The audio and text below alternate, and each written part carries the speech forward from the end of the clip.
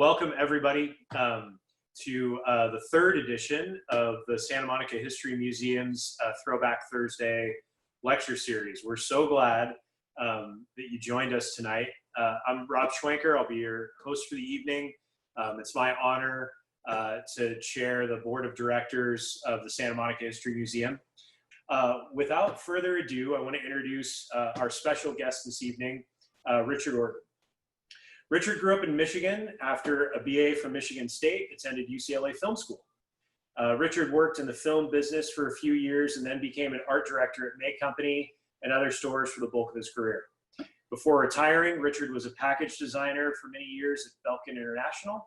Richard moved to Santa Monica in 1970, making him a 50-year resident, and he's always had a keen interest in local history. We've had a lot of fun hearing about Westwood. I can't wait for him to share it with you. And so without further ado, please welcome Richard Orton. This is the official part of the beginning of the lecture. Okay, Westwood is really three stories that merge into one story in 1919. It starts with the money, and that would be Arthur Letts. He was a guy from England who came over to the United States in Los Angeles. He started the Broadway Department Store. And that store was very successful right from the beginning of his management and ownership. And after World War I, he had lots of cash to invest. And so he invested in Westwood.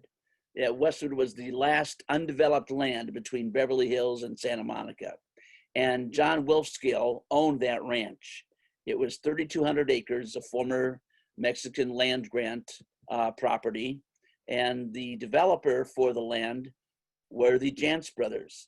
And these were people who were experienced developers. They were very talented.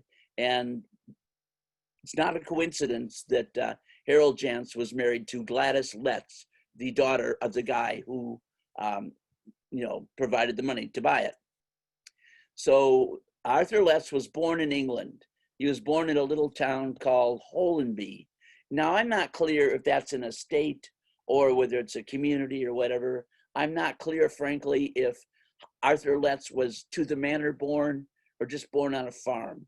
But the bottom line is that he was one of 10 children. And in England, if you weren't the oldest son, you didn't get very much. So anyway, he was apprenticed out to a retailer, a shop somewhere nearby, and he really liked it, and he was good at it. But he realized that his future was not going to be in England. So he and one of his brothers moved to Canada. And they lived in Canada for a number of years. Letts got married there. He had 3 children in Canada. And then he moved to Seattle. And in Seattle, he started a store just a few days before the disastrous fire that swept through downtown Seattle. So he had to start his world all over again. And he looked at places to move to, and he thought that Los Angeles would be the place to go. And he was right, because the future of Los Angeles was very bright. And in fact, they tripled the population of Los Angeles between 1900 and 1910, tripled. So anyway, when he got here, there was a store that had just gone out of business, and it was at 4th and Broadway. And it was up for auction, the contents, the fixtures, the lease, everything. And so he bid on it, and he bid $5,000, and he won the auction. Well, he didn't exactly have $5,000, but he had 800, and he found somebody who was interested in, helping him out with the balance of the money, and they invested in stuff. And so he owned the Broadway Department Store, and he came in with a lot of innovations that weren't at first going on in department stores at the time. One thing was that he had a fixed price on his products. He said, this is going to sell, this corset will sell for this amount of money, this ostrich feather will sell for this, and he stuck to it. Also, he was generous in his return policy. Apparently it was new, but if you brought a product back, if you weren't happy with it, he would give you your money back. That was an innovation at the time.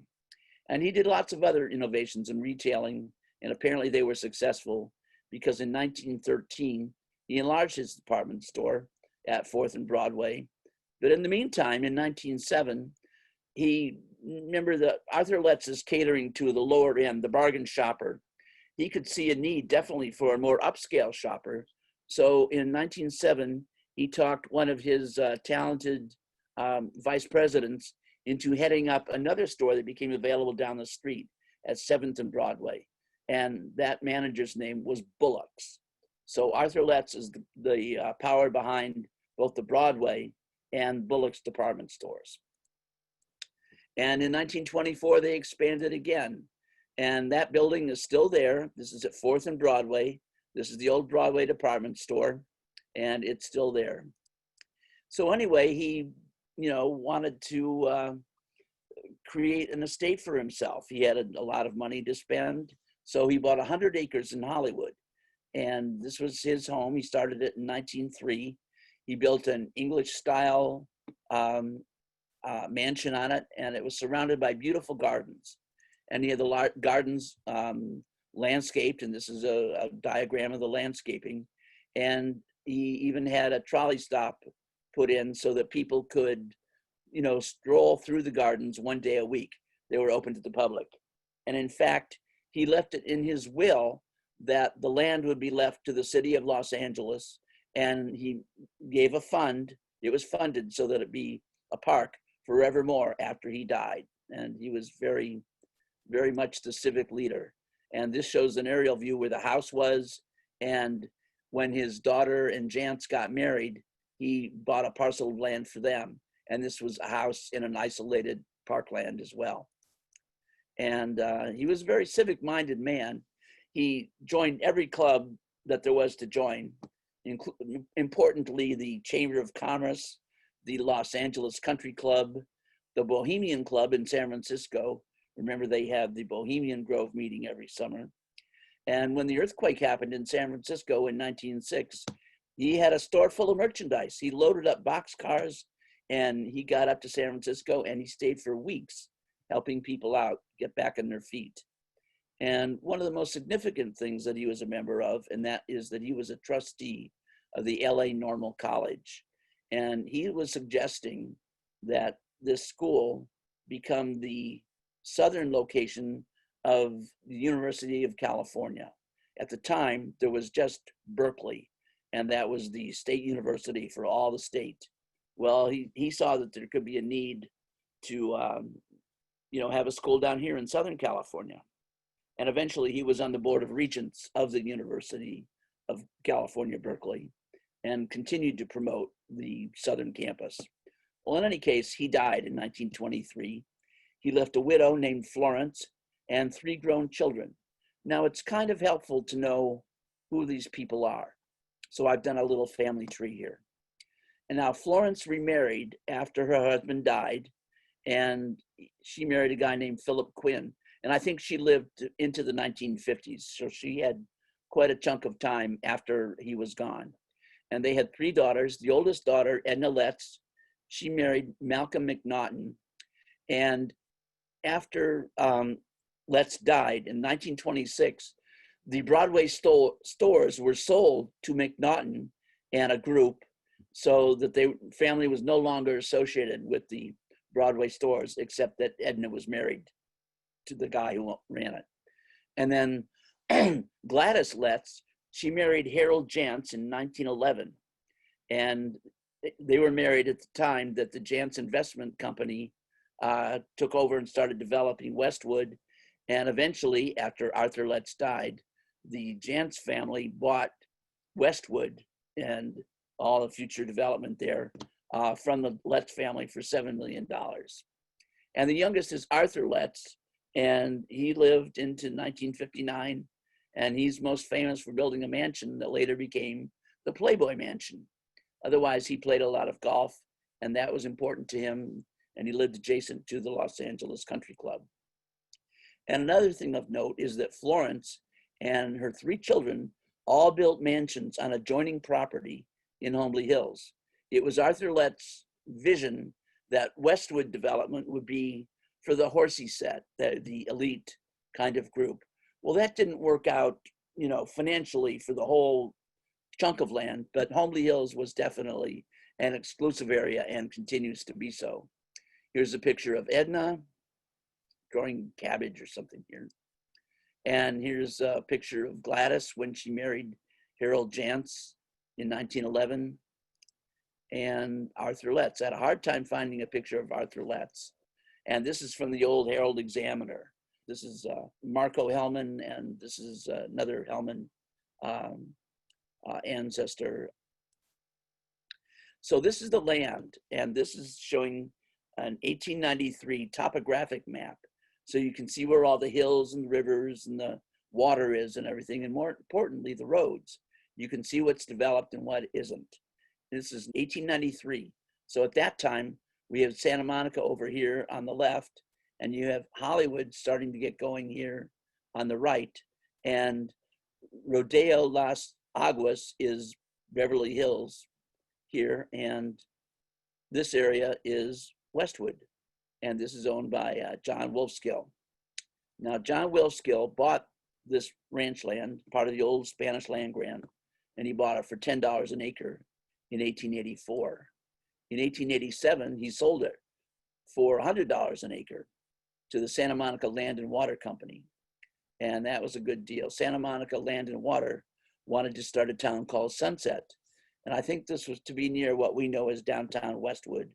And they were going to develop city lots and then more suburban lots on the outside. There was a railroad that went through it, and they were going to have a hotel. They had big dreams, but not enough money. And so they went into foreclosure. And when that happened, the property reverted to John Wolfskill. But Wolfskill died in 1913.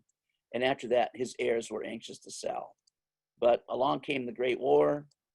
And then after the war, they were more anxious to sell than ever. And they had many people courting their favors, trying to get them to sell them the land. But what really caught their attention was cash. And Arthur Letts had $2 million in cash, and that's what he paid for the property. And the property had a lot of things going for it.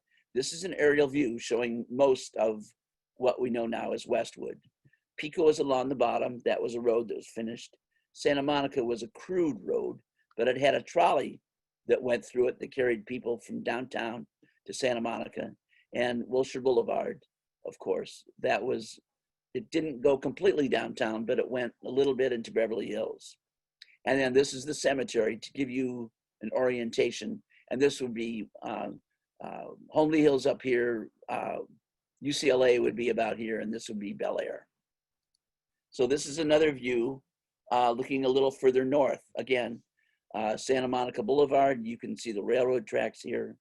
Anybody familiar with the corner of Santa Monica and Beverly Glen would be familiar. For years, I remember there was a viaduct that went over the little gully there. There was a drugstore and a grocery store there at that corner. And then, of course, here's Wilshire Boulevard and Homely Hills and UCLA in the distance. And then this is a little further north still at Wilshire at Beverly Glen. And it shows a cattle pen down here and a racetrack of some kind up here in the middle. And I think this is probably where the little Holmby Park is. And here are the developers. It was, the developer started with Peter Janss, who was a doctor who emigrated to Los Angeles from Denmark. And he spent some years as a doctor, and he dabbled in real estate on the side. And then he noticed kind of that he made more money from the real estate than he did from doctoring. So he gave up medicine and started doing real estate full time.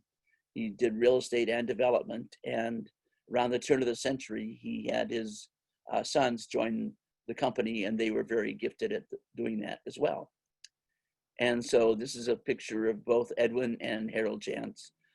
This shows the land as it was in relation to all the other lands around the basin of Southern California. They call it the Second Hollywood. And it shows the roads that go through it: Pico, Santa Monica, Wilshire. And there's Beverly Boulevard here is a dirt road, and that's what later became Sunset.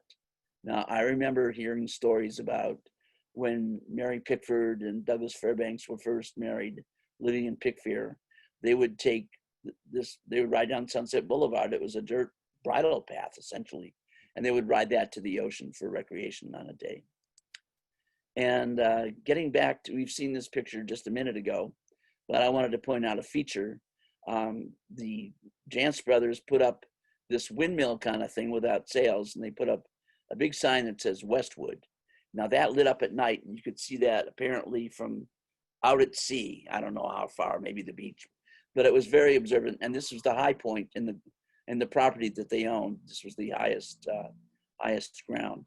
And this is kind of akin to the Hollywood sign, you know, that it was put up by a developer that said Hollywood Land initially, but now it just says Hollywood, but that's an old developer trick. And this was before that happened. So anyway, I don't know who these people are, but my fantasy is that it's the two Janss brothers pointing out the future of Santa Monica Boulevard to Arthur Letts.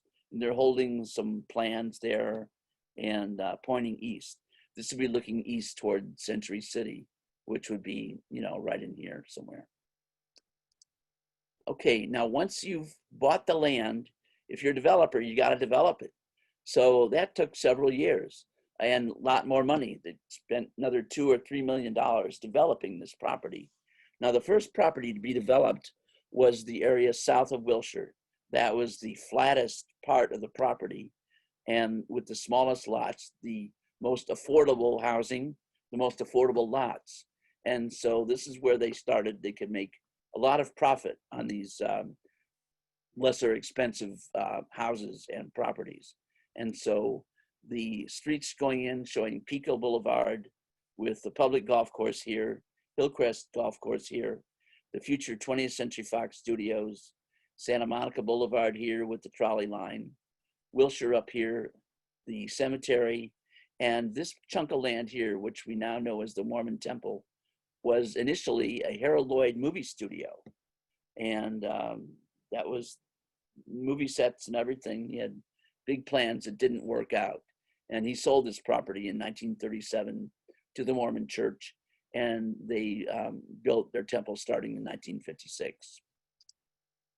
And so they had to advertise. When houses went on sale in 1924, they put ads in the Times, and people came out and bought them, because I said the population went from 450,000 in 1920 to over 1 million people by 1930. So there was a big boom in Los Angeles, and if you were selling property, you couldn't help but make money at it. They had brochures showing the beautiful houses that would be built in the hills. And then they had Westwood Hills, which was north of Wilshire and south of Sunset. This was the more prestigious property. And the drawings of the houses are really quite accurate, because I went out, I photographed this house, which is on Rochester, and you can see how much it looks like the drawing. It's very little changed. And there's another house on Rochester in Westwood that looks just like the house in the drawing. It's got the unique windows, got the little patio in front, and the curved window here. It's just amazing that there's houses that still look so much the same. Now, a big component to the success of Westwood was the arrival of UCLA, and that's a story in itself. UCLA evolved from the Normal State College that was founded downtown, and it moved to the Vermont campus in 1914. And there's a guy named Edward Dixon who was on the Board of Regents for the school, and he was promoting that it become a southern branch of the University of California. And he was promoting that a lot. And so in 1919, that happened. And then they realized very soon the campus was too small, and he was urging the Board of Regents to move to a bigger site. In fact, Arthur Letts, this is in 1920, he was still around then, offered to donate land in Westwood to the university if they would move the school to Westwood. But in 1920, the Regents weren't interested. In 1924, they were interested, but by then Arthur Letts was dead, so his offer was no longer viable. Anyway, they had 25 acres there on Vermont, and they needed more. So there's a story about how the UC came to Westwood. And the story is, I don't know if it's true or not, but it's a good story. So hear it out. Harold Janss knew the guy who owned the limousine company that was going to be taking the Board of Regents and I think there were 6 or 7 of them, to see the 3 sites that were remaining to be decided upon in Southern California. So Arthur Janss arranged for the limousine company to give him a uniform, and Harold Janss supplied the driver, who was a salesman of his. So he picked him up at the train station in LA, started heading to Burbank, and said, wow, it sure gets hot in Burbank in the summer. I hope your students don't mind it. And so the regent said, oh, we don't want it too hot. Nobody told us. Let's go check out Palos Verdes. So he headed down to Palos Verdes and said, wow, I hope you don't like it too cold. It's foggy down there all the time. Just gets all this fog off the ocean. You won't like it probably. And so, well, let's check out Westwood. He said, oh, Westwood's a great place for a school. I should think that'll work out fine. And so in 1925, it was announced that Westwood would become the campus. And it put out extra editions. This was big news to Southern California. And it was big news to the Janss brothers, because in the next 24 hours, they prepared for a lot of people to come out and look at Westwood property. And they were ready with picnics for people that came out. And in 24 hours, they sold $600,000 worth of homes and properties. You were free to buy one of their houses, or you could put up your own house on a lot that you bought from them. And in the next 4 days, they sold another $400,000 worth of properties. So in 4 days' time, they sold $1 million worth of land. The land that the Janss family offered to UCLA was the worst part of the Westwood property. Look at this big ditch that goes down the middle of the campus. That's the 3 stories tall, and it's really hard to build on. In fact, when they started building the campus, the first thing they had to build was the bridge, because the workers were parking on the east side of the ravine, and then they were loading up material here, and all the material and the workers had to cross this bridge to get to where the buildings were going up. So the first thing they built was the bridge, and they built it of concrete and steel, and they made it look like an aqueduct, a Roman aqueduct. And it really looks pretty good. But only after it was finished could they start building Royce Hall and Powell Library and the buildings that made UCLA complete. And so it looks pretty good when you get it complete. It's a nice wide bridge. It's ornamental. It was $100,000 and pretty deep. After the war, they filled in the ravine, and what they call it Dixon Court, named after Edward Dixon, who was so instrumental in getting the University of California to move to Southern California. And they this is the way it looks today. And you can still see the bridge. It's only a little bit of it pokes above the surface, but there it is. And another way you know it's a bridge is when you're driving across it, they have weight limits. So classes began in 1929, and students have been going to school there ever since. And when Westwood was finally laid out, they had a guy who was an engineer educated at Berkeley, who really knew how to design roads around the contours of the hills.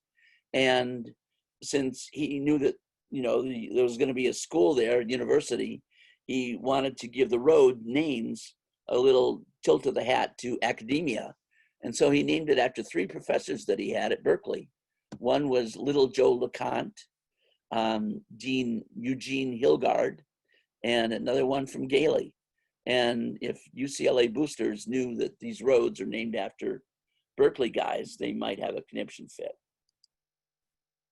Simultaneously with building Westwood, the Janss brothers started to build the village of Westwood. And the first thing they built was the Janss offices. These are the sales offices, and it's quite a lavish building. But that was one of the first buildings going up. And I think this part was initially a men's dormitory, because it needed housing for the people that went to school there. And it's really a nice looking building. It's also been the Bank of America. Later, it was a restaurant. It's been all kinds of things. So the Janss brothers were building buildings, and other people were building private buildings. And it took a while for it to get going, but the streets were nicely laid out, and Wilshire would have been right here a little off screen to the right. And they put in a green belt between Wilshire and the commercial district. And there's a similar kind of use of land in Beverly Hills, just north of Santa Monica Boulevard. There's a green belt, which is a park that separates the busy Santa Monica Boulevard from the actual residential community. And that's what's happened here. And they did brochures to keep promoting the property. Wilshire Boulevard was given beautiful light stanchions. And, you know, by 1936, it was nicely filling in. They were putting in gas stations. There was a Sears store, a Ralph's supermarket, and this picture was taken from a blimp because you can see the shadow of the blimp. All the gas stations had high towers, and I guess to let you know where they were, this is the Ralph's, and this is people coming out of Ralph's, and over here is the Sears.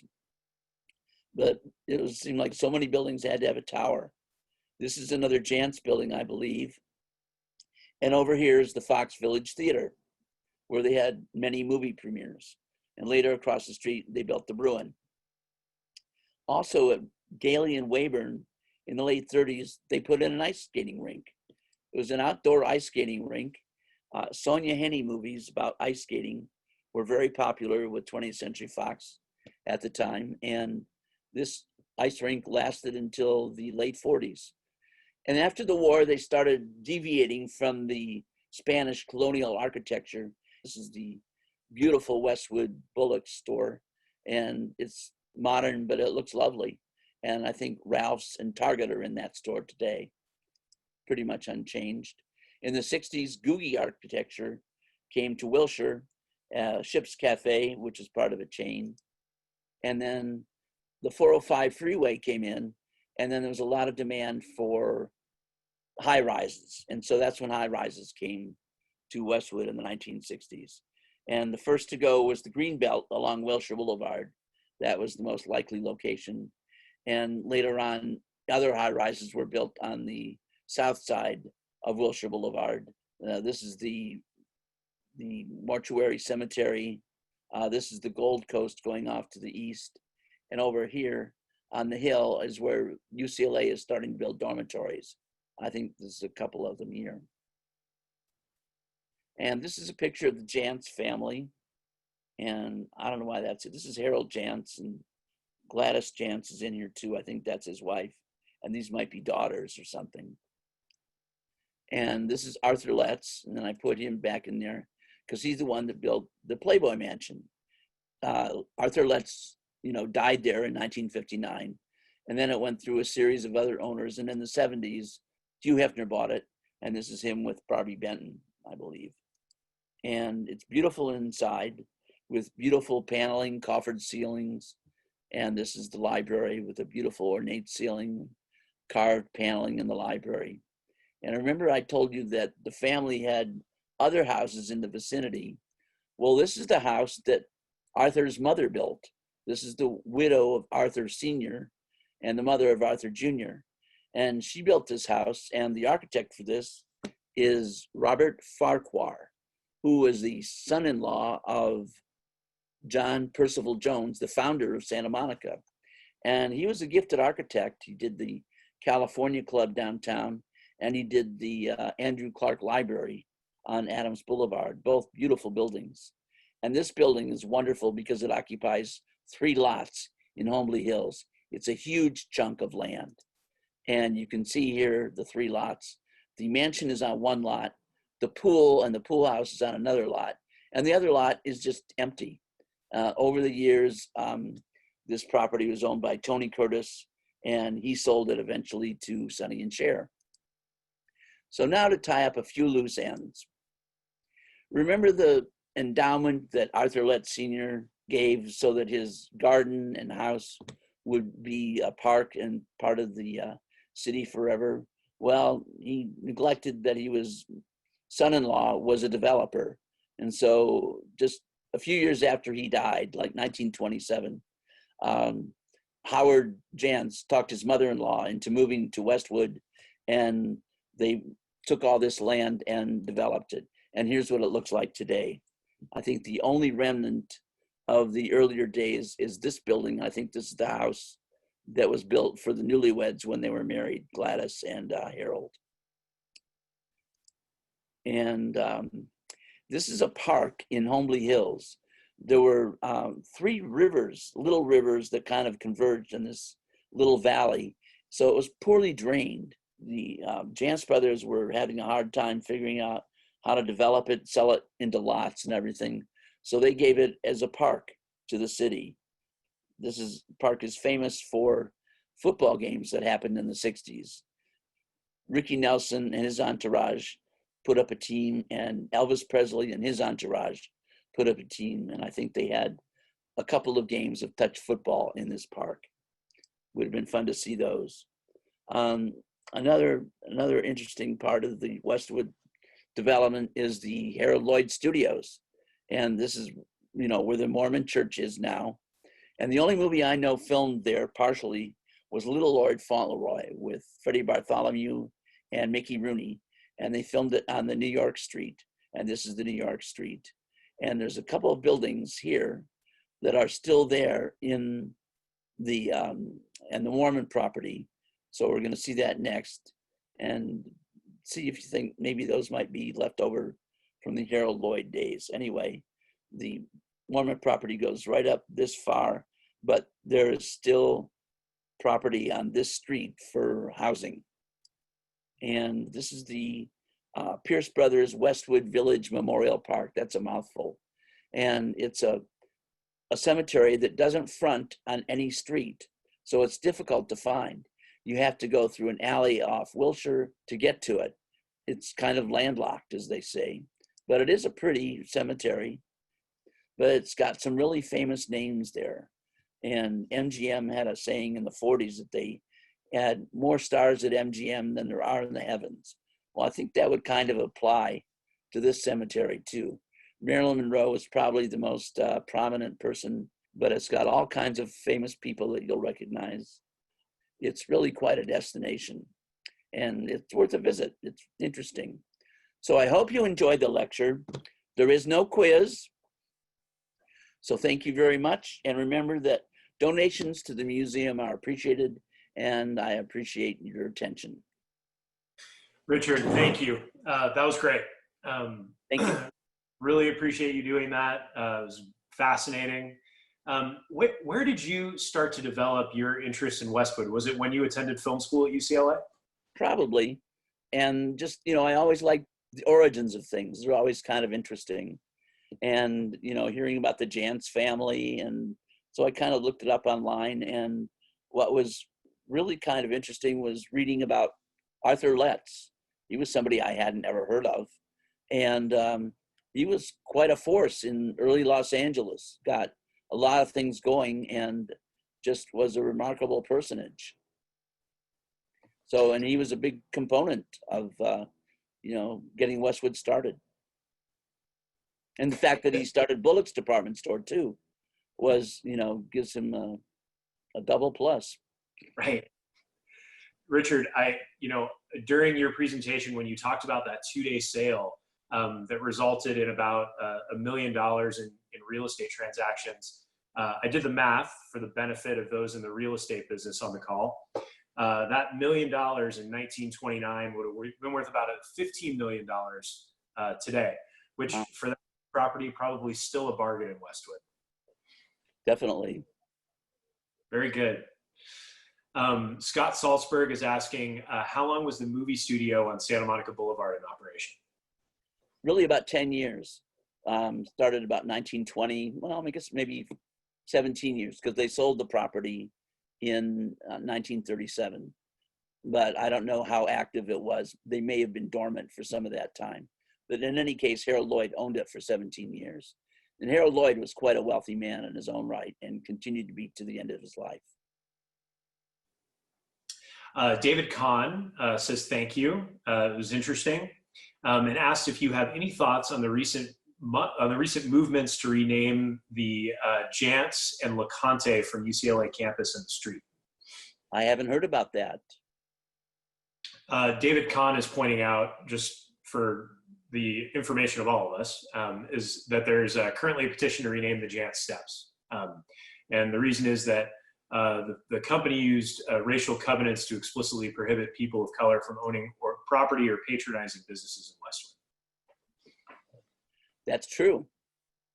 I think, certainly we're seeing that play out across the country today. I think initially there were covenants prohibiting Jewish people from buying in Beverly Hills. Lots of things we're correcting today. Yes. Reggie Sully asks, when was the Westwood Cemetery started? In my research, I was going through and I found somebody had written that they thought there had been graves there since the 1820s. Wow. So that's a really long time ago. It predates the Janss family. It predates even the Wolfskills. Sorry, this is Sarah. That would be Rancho era family. Yes. David Starkman says that this was fantastic. He was born in Los Angeles in 1950 and grew up on the West Side.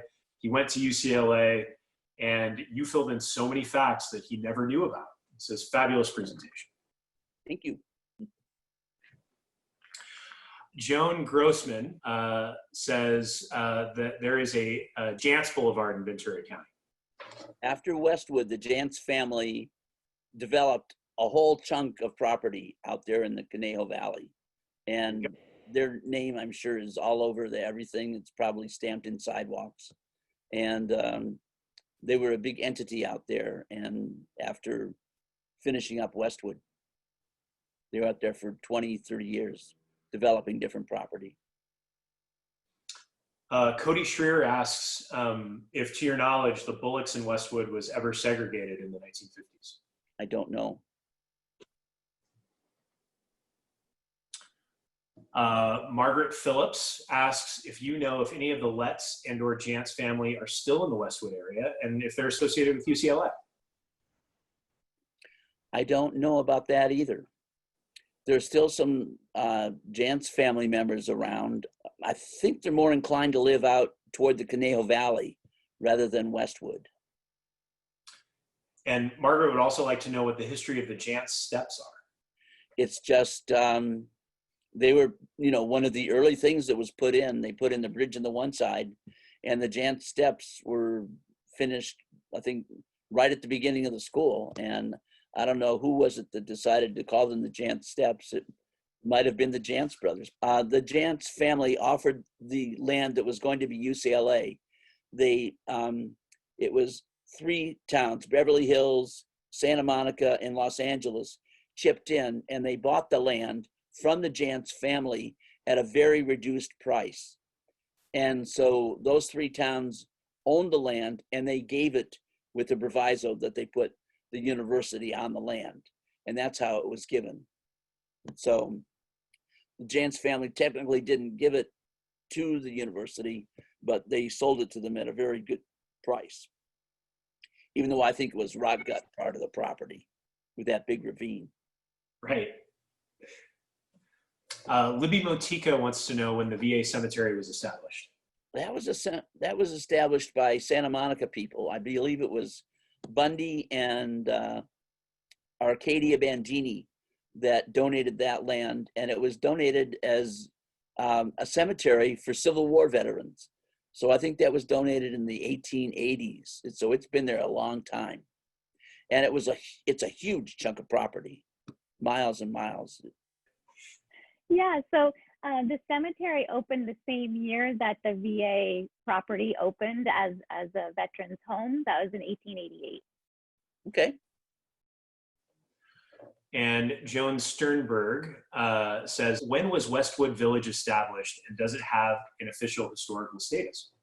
I don't know about that, but I think you asked earlier about the Janss sales office, and that should certainly, if it doesn't have historical status, it ought to, because it's really an iconic building, and it's beautiful inside and out.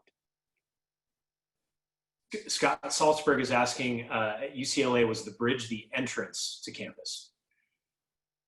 Yes and no. It was the method they used to construct the buildings, the major buildings that were there initially, and there were there was a road, I think Westwood Boulevard went early in the day, went all the way from Wilshire up to Sunset Boulevard.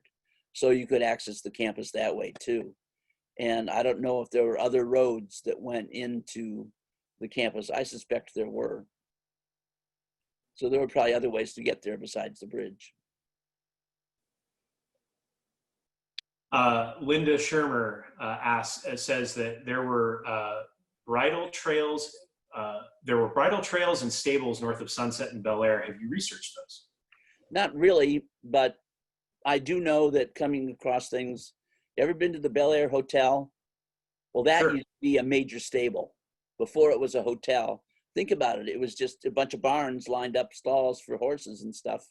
For the people at Bel Air that wanted to go riding, they would just go down to the before it was a hotel, down to the stables.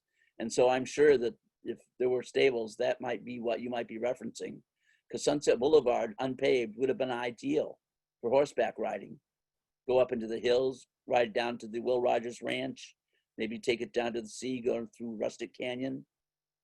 That was a popular riding path. David Gingrich thanks you for the fantastic lecture and asks if you recall when and why the Pacific Railroad was pulled from Santa Monica Boulevard. And he has a follow-up. He says, was there any oil drilling and production in Westwood? I'm not aware of any oil drilling in Westwood. The closest I know, there's a well somewhere on Pico, but it's somewhat east of 20th Century Fox. So that would put it east of where Westwood was.